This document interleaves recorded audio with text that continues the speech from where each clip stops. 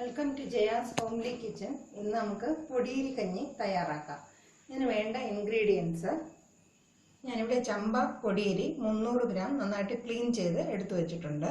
പിന്നെ എടുത്തിട്ടുള്ളത് ഒരു 10 അല്ലി വെളുത്തുള്ളി, 10 ചെറിയ ഉള്ളി, 1 ടീസ്പൂൺ നിറച്ചും ഉലുവ എടുത്തിട്ടുണ്ട്, ആവശ്യത്തിന് ഉപ്പ്, 1 ടീസ്പൂൺ പഞ്ചസാര, പിന്നെ ഒരു മുറി തേങ്ങയിൽ നിന്നും 5-6 ഗ്ലാസ് വെള്ളം ഒഴിച്ച് ഒരു 6 കപ്പോളം തേങ്ങാപ്പാൽ എടുത്തിട്ടുണ്ട്.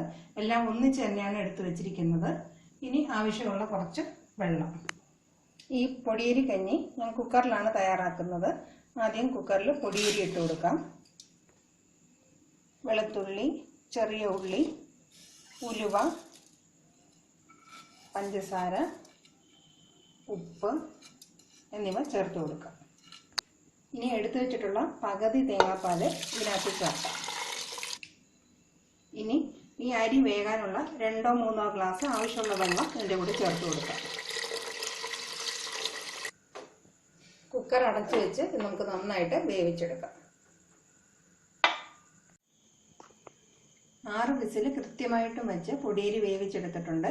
ഇതിൽ വെള്ളമെല്ലാം വറ്റി കൃത്യമായിട്ട് ഇത് വെന്തിട്ടുണ്ട്. ഇനി നമ്മൾ ബാക്കി എടുത്തു വെച്ചിരിക്കുന്ന തേങ്ങാപ്പാലും കൂടെ ഇതിൻ്റെ കൂടെ ചേർത്ത് കൊടുക്കാം.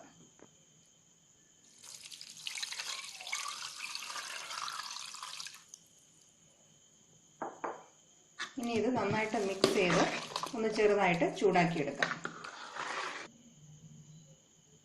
ഇനി നമുക്കിത് 2-3 മിനിറ്റ് ചൂടാക്കിയെടുക്കാം.